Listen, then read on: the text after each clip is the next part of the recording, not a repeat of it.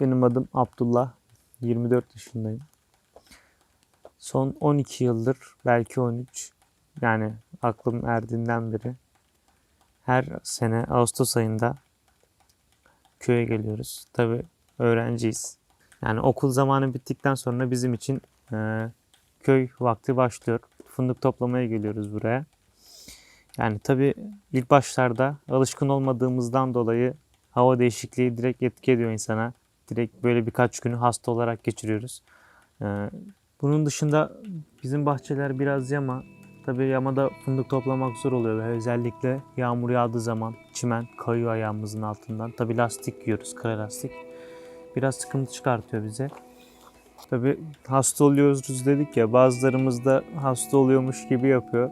Bahçeye gitmemek için, çünkü işler ağır. Tabii biz onlara kayış attı diyoruz, erken bırakan gidenlere. Yani böyle bir dışlama tabiri olarak kullanıyoruz bunu. Tabii sabahın 6'sında kalkıyoruz. 6'da bahçeye gidiyoruz. Saat 7'de kalktım mı başlıyorlar, öğlen oldu, öğlen oldu, haydi kalk kalk kalk. İşte bahçeye giderken fındık toplayacağımız sepetlerdi, yiyeceklerdi, kahvaltıyı evde yapmak o. Nerede? Kahvaltıyı da bahçede yapacaksın. Önce 2 saat 3 saat fındık toplayacaksın. Kahvaltı 9-10'da. 9-10 çayıyla birlikte beraber kahvaltı yapılır. Yani sabah erkenden bahçeye gidiyoruz. Daha güneş ağarmadan çıkıyoruz yola. Tabii bahçeye girdiğimiz zaman kimimiz fındık toplamaya başlıyoruz direktmen. Tabii genellikle e, gençler hemen fındık toplamaya başlıyor. Dedem eline girebiyi alıyor. Girebi baltaya benzer bir alet. Yani balta gibi ama ucunda küçük bir kancası var. Onun ne işe yaradığını hala ben de bilmiyorum. Ama buralarda çok yaygın. Dedem girebiyi eline alıyor. Direkt işe yaramayan dalları, kartlaşmış, eskimiş, böyle fındık vermeyecek, artık ocağa zarar verebilecek olan dalları kesmeye başlıyor. Odun. O aynı zamanda odun yapılıyor. Alıp oradan eve taşınıyor odunlar. Yakmak için kışlık. İşte dedem dalları yaparken biz de fındık toplamaya başlıyoruz yavaştan. Tabii işin usulü aslında dalları eğip fındığı daldan toplamak, ama bu zaman geçtikçe gençler dalları eğemiyoruz. Yani biz gençler dalları eğmekte zorlanıyoruz. O yüzden birkaç kişi dalları önceden sirkeliyor. Fındıkların yere geçmesini bekleniyor bir süre. Fındıklar yere geçtikten sonra yerden hızlı hızlı toplanıyoruz. Aslında bir haftada yapılacak işi 2 güne 3 güne kadar düşürebiliyoruz bu taktikte. Erken gelenler mecburen dallardan toplamak zorunda kalıyor, çünkü daha fındık yere düşmüyor hemen. Tabii bahçelerin hepsi evimizin yanında değil. Evden uzak olan yerlerde de bahçemiz var. Karşıki dağda bir sürü bahçe var, yani bizim de tabii bahçemiz var orada. Tabii öyle böyle derken akşam ediyoruz. Akşam geldiğimiz zaman ilk başta banyoya ben gireceğim, hayır ben gireceğim kavgası başlıyor. Tabii banyoya girmek bir dert. Bir de elektrikte sıkıntı oluyor, çünkü köyde fazla insan yaşamadığından dolayı sanırım fındık ayında bir sürü insan bir anda gelince, bir anda yüklenince elektriğe ister istemez kaldıramıyor sanırım. İyi ayarlayamamışlar. Altyapı sıkıntısı çekilebiliyor.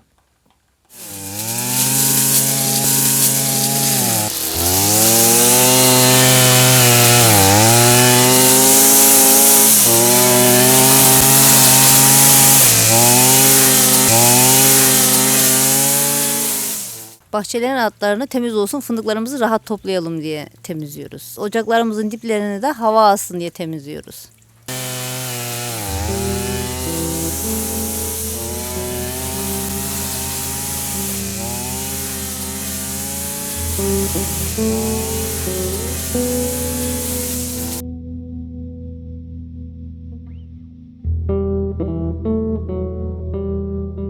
Bahçe altı vurmak dediğimiz, yani bahçe altı temizlemek çok önemli. Eğer vurulmazsa, yani bahçenin altı temizlenmezse bir sonraki sene o bahçede fındık toplamak çok zor hale gelir.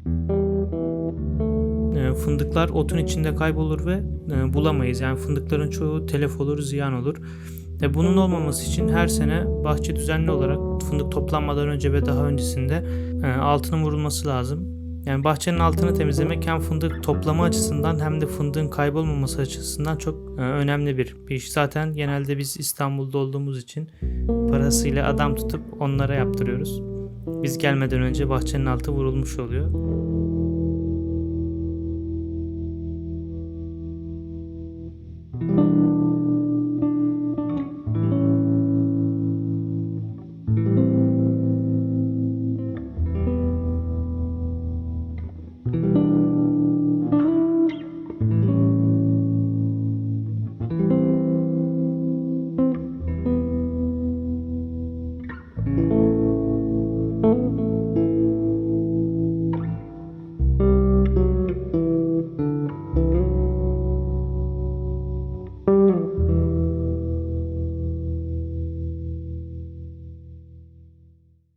Babam giderli 55 seneye. Benim babam. Anam giderli, ey gidi, kardeş giderli. 2 kardeş, bacı, yeğen, yenge. Hep yol ettik onları. Kar yağdı, soğuk oldu. Ondan olmadı oğlum. Ölmeyene yeniye olur, yeniye. Kar, kış olmasa olur. Küçükken alıştık fındık toplamaya. Topluyorduk oğlum. Girinip götürüyorduk harmana. Yaşlar var idi. Ne yapalım? Öyleydik eskidenki kanun. Oğlum senesine göre bazı senesine düşmüyordu. Bazı senesine çok oluyordu. Etmedik oğlum. Ne kavga edecek? Topladık götürdük, döktük harmana. Patosa verdik. Ayıtladı patos kurudu, çuvalladık. Tabii masraflı olmaz mı? Filizini alacaksın, gübresini atacaksın, ilaçlayacaksın dalını, altını pişireceksin. Çok oldu, çok. Yerden kolay hep geçerse.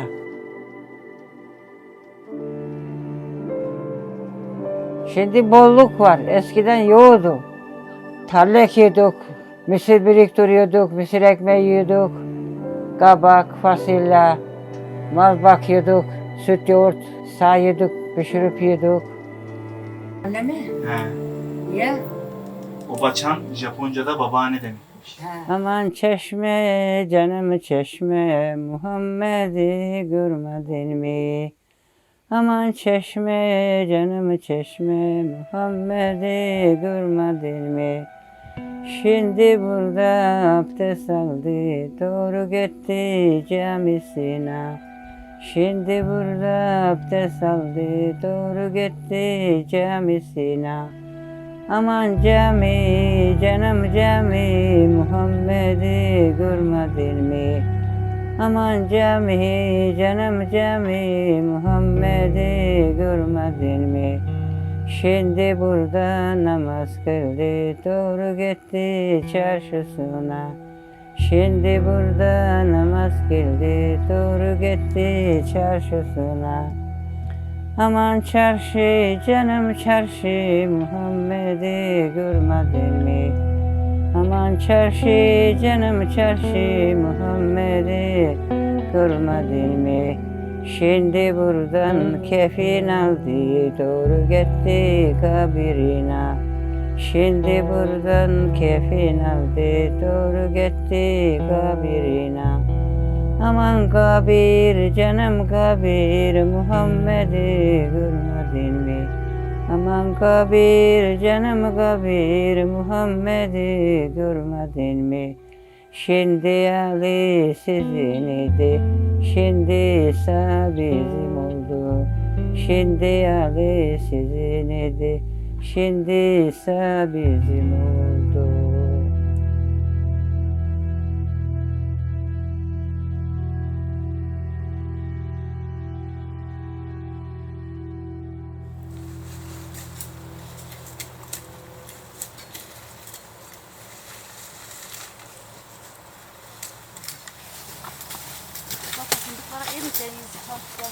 Sizde var mı Sedat? Bir ocak temizlenip Bana doğru da at. Hadi abi ya bol bol.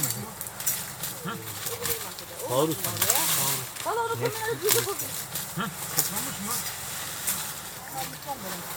Almışlar mı?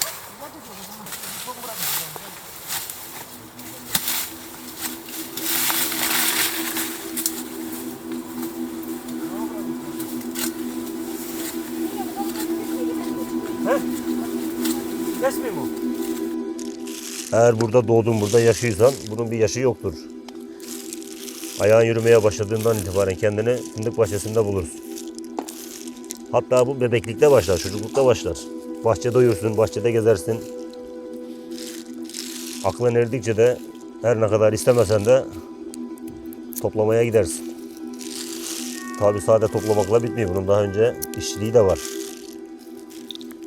Tamamıyla insan gücüne dayalı, emeğe dayalı.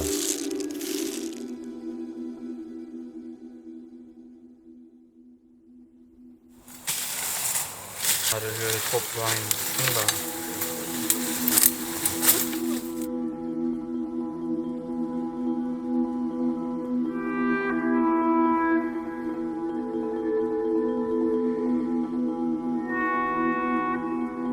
ona bir baraka yaparım orayı.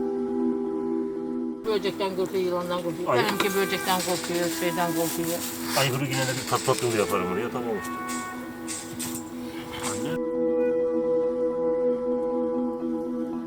Öyle diyeceğim, lebu saçırıyorsun rahat yatsaya. Avran başına otur, hep yolda saç. Güzelmiş var ya, 10 numara.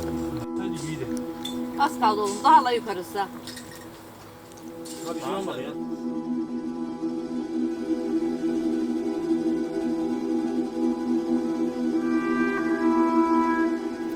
Bas lan. Şimdi sola bas. Bir daha sola bas. Üşüdü değil mi? Bir daha geri geldi aldı. Şimdi bunu hangisini takayım? Aha, kurtardı. Halledin.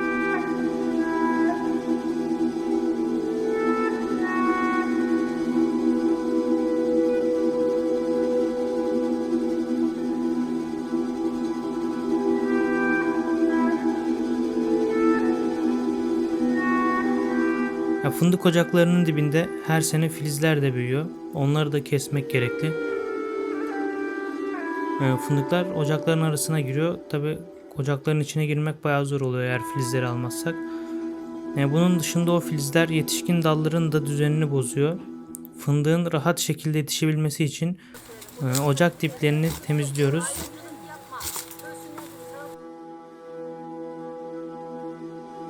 Bileklerimiz ağrıyor tabi, çok yorucu bir iş.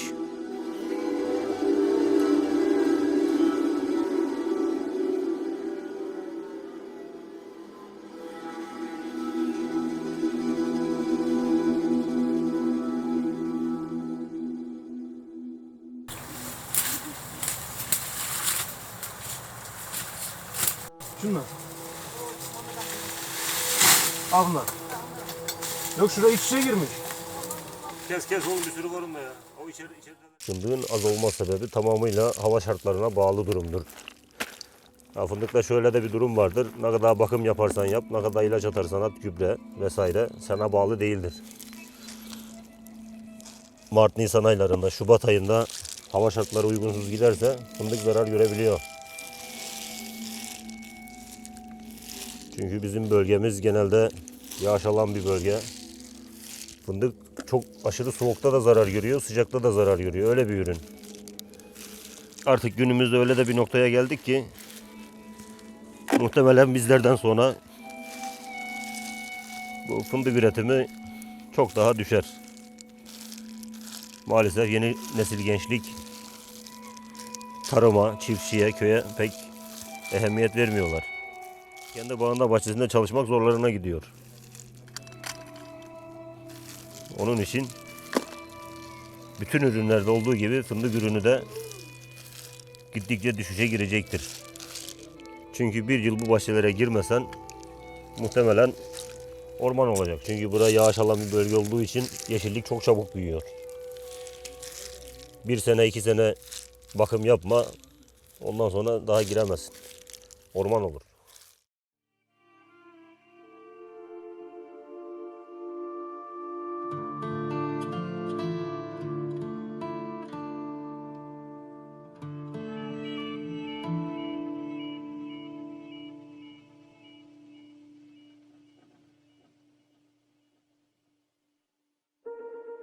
Burada şimdi her şeyi hiç yapmak istiyorum. Benden boşanmak köpeğe ben dedim.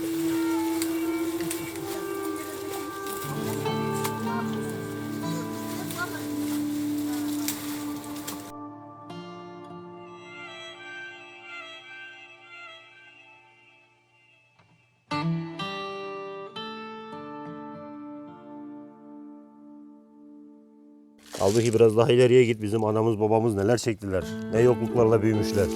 Şurada bir amcam var, anlatır. Bir pantolon vardıdır. Belki 20 kişi damat oldu o pantoladır.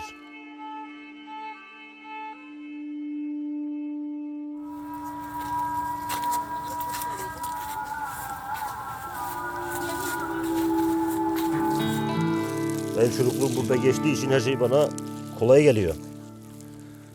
Ama şimdiki nesil bir yerde de çok da görmüyorum. Şehir hayatı. Hep betonda, düz yerde yürüdüler, yetiştiler, oynadılar. Bizim koca gençler şu bahçelerde yürümekte sıkıntı yaşıyorlar. Yani keskeçte gösterebilsem, şu karşıda duman var. Oradan 15 dakikada buraya gelirdim ben. 15 dakika tutmazdı buraya gelmem. veya 10 dakika. Niye gelirdim? Orada fındık toplardık. Burada fındığın üzeri açık olurdu. Yağmur düştüğü an oradan bir koşardım. Ama bugün benim çocuklarımı göndersem bırak 10 dakikayı, 1 saatte gelemezler buraya. Niye? Atiktik, çeviktik. Burada yetiştik, burayı biliyorduk.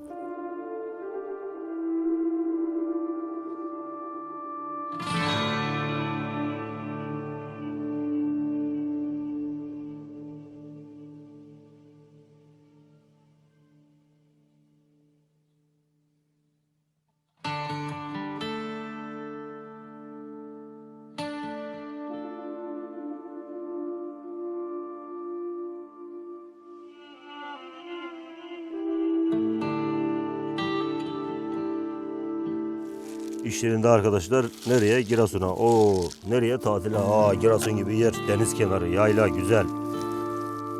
Halbuki gerçeklerle hayaller her daim farklı. Halbuki bilmiyor ki buraya sabah namazı işe girip akşam namazı işten çıkıp yorgunluğa yorgunluk kattığımızı. Daha henüz tatil için memlekete gelmek nasip olmadı.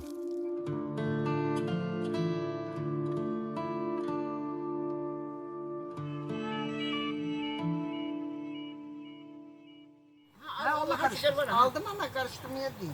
Sen onunla karıştırsana. Onunla karıştır.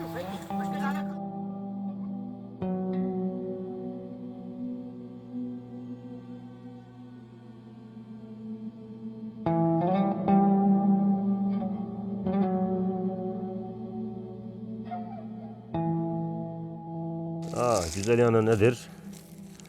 Fındık mahnası, fındık sebebiyle geliyoruz.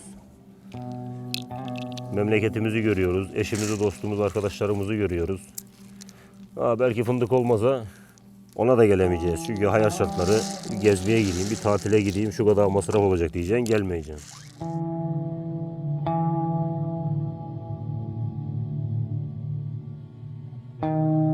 Fındığın bütün aşamaları zor. Kolay bir aşaması yok. Çünkü ne dedik? İnsan gücüne dayalı. İnsan gücüne dayalı olduğu için insanı yoruyor. İnsan da yoruldukça güç kaybı kolay değil. Bir de sürekli bu bölgede yaşamadığımız için hava şartları yoruyor. Alışkın olmadığımız hava yoruyor. Şimdi fabrikalarda çalışmakla bu bahçede, doğada çalışmak çok farklı. Yorgunluğu farklı oluyor. İnsan hamlıyor. Yani buraya 20 gün geliyorsun bu iş için. 20 günde tam vücut alışıyor. Biz işi bırakıyoruz. Ondan sonra da yarın işimize döndüğümüz zaman İstanbul'da veya başka yerlerde bir ay o işin hamlığı çıkıyor bizden.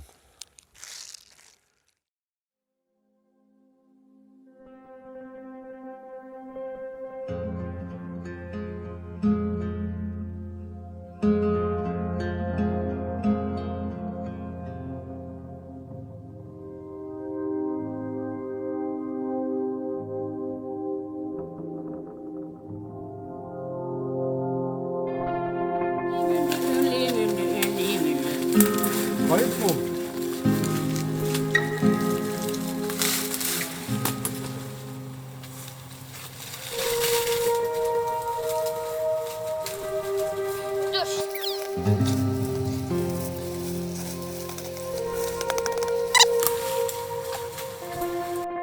Daldan fındık toplarken ellerimiz, kollarımız, omuzlarımız, her yerimiz ağrıyor.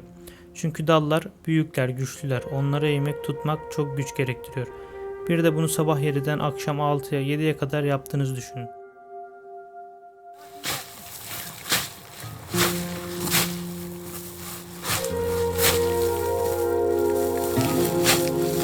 Eğer erken gelindiyse, fındık dökülmeye başlamadıysa buna mecburuz. Dalları eğmek zorundayız, daldan toplamak zorundayız. Eğer fındık vaktinin biraz ilerisi vakitlerinde geldiğimiz zaman fındığı dalları sirkeleyerek yere dökebiliyoruz. Yere dökülünce tabii yerden toplaması bizim için daha rahat oluyor. O yüzden fındık yere geçinceye kadar beklemek daha mantıklı, en mantıklı olanı.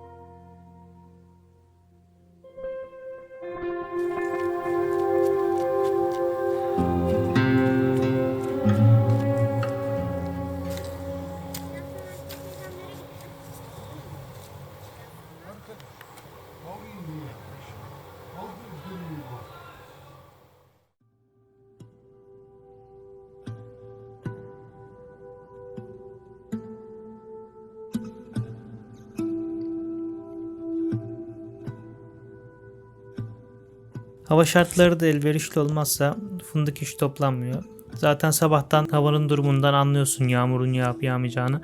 Tabii yağmurun yağacağını bilsen bile o bahçeye gitmek zorundasın. Çünkü bir saat bile dursa yağmur bahçede fındık toplamak zorundayız. Onun için yanımıza gerekli malzemeleri alıyoruz.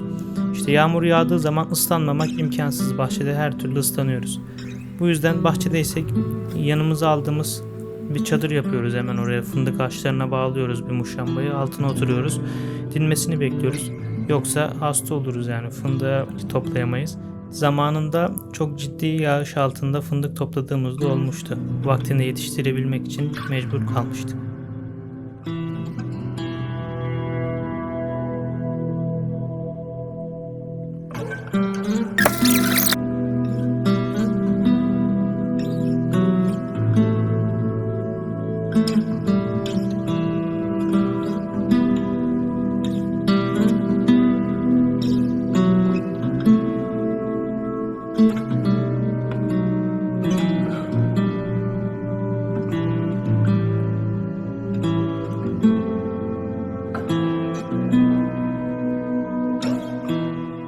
Bahçeler yama olduğu için, eğimli olduğu için gidene kadar çok yoruluyoruz.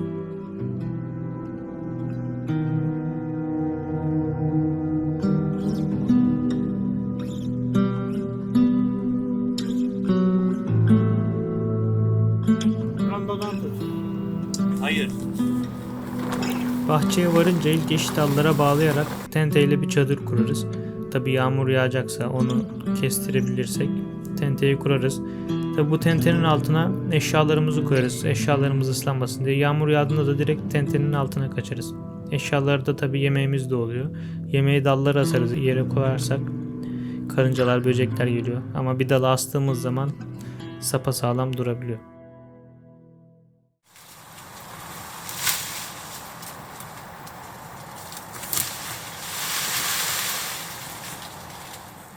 Yerden fındık toplarken dalları sirkeliyoruz demiştim. Tabii o da çok yorucu bir iş.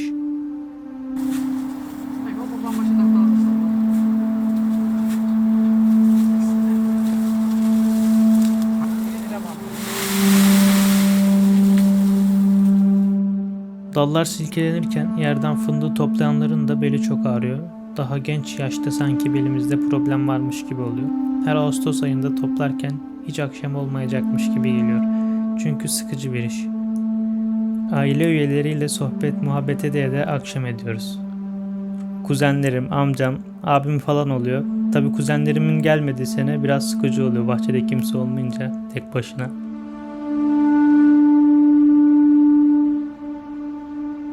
Biter herke, benim pay biter. Muhammed'in harmana kadar çıkarttı.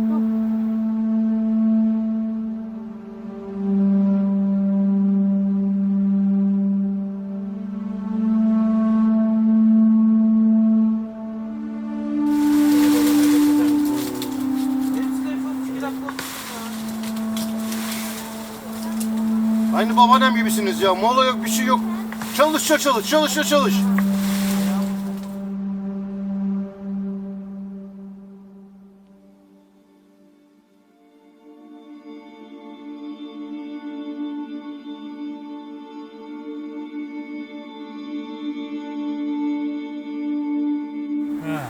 Haritandan mı ayrıldın? Toplasam var ya 3 gün çalışmadınız şu bahçede. İlk sene güzel topladıydı ha. Bir sene babamla çuvalcılık yapıyordum biliyor musun?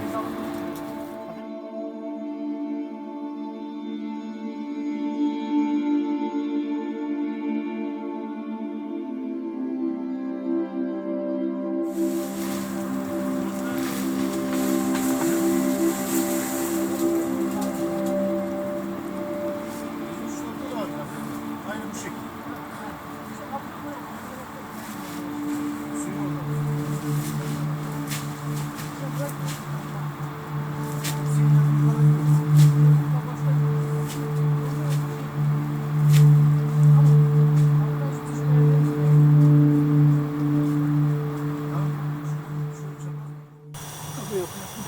Şu köyde ama en güzel fındık kurutulacak yer Fazıl'ın orası.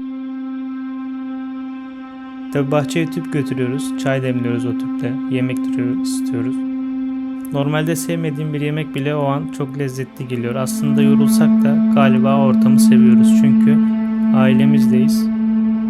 Doğadayız.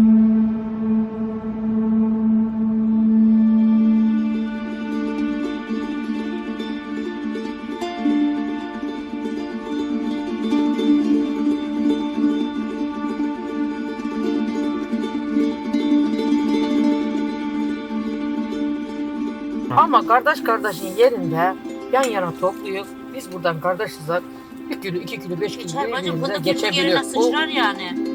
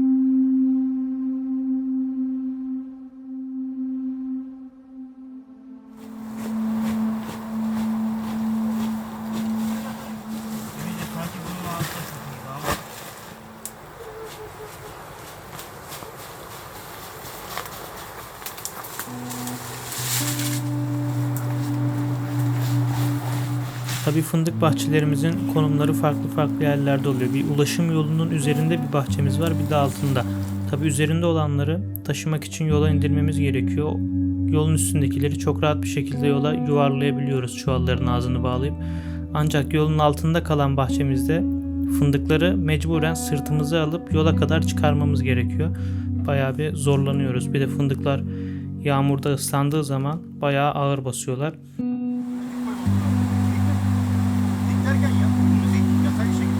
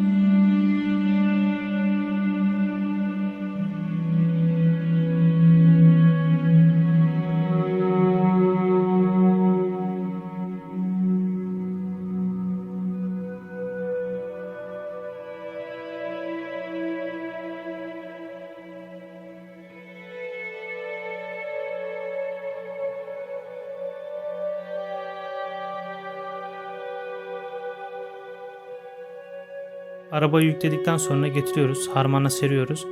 Harmanda kabuklu fındığı kurutmamız lazım. Kuruttuktan sonra patosa veriyoruz. Yoksa patos fındığı ayıklayamıyor.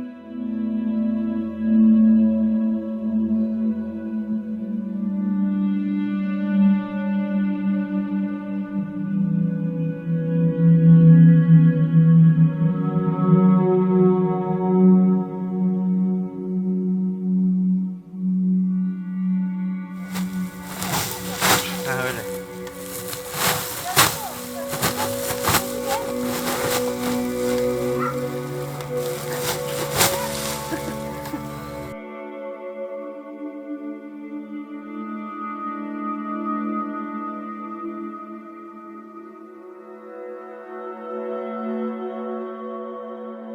Fındığı güzelce bir kuruttuktan sonra patoza veriyoruz.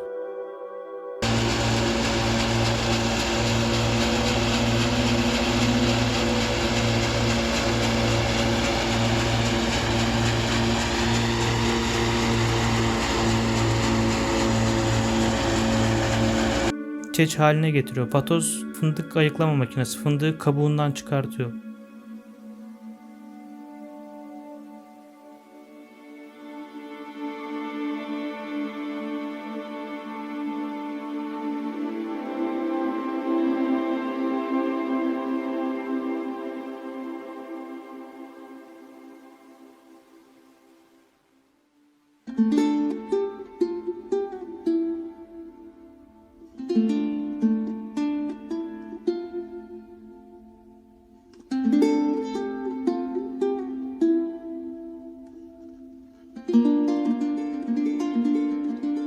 Fındığın kuruması güneşe bağlı bir durum. Böyle 20-25 derecelik bir güneşin altında 3 bilemedin 4 günde kurur. Ama böyle kapalı havada bir haftayı bulur yani. Öyle sıvı anlamıyor fazla da.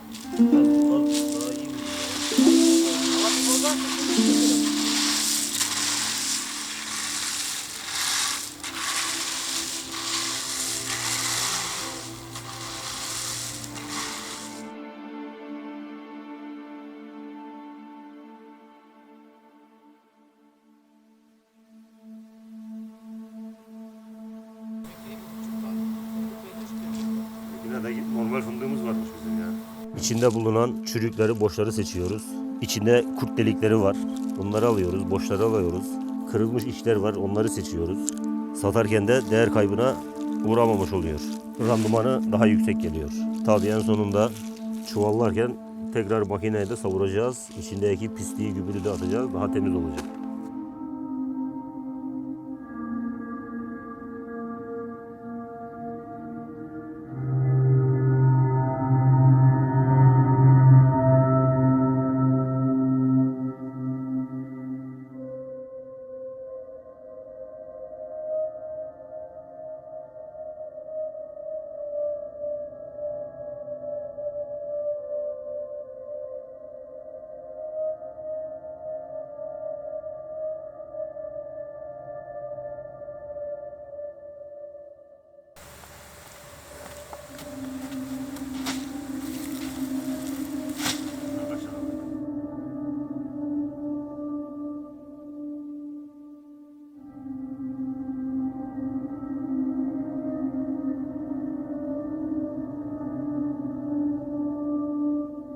Evin hemen yanında bir tane tarlamız var. Küçük bir tarla. Bunda fasulye var, mısır var.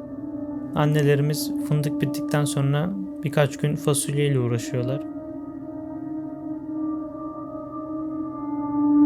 İstanbul'a her yıl kurduğumuz fasulye turşularını getiriyoruz.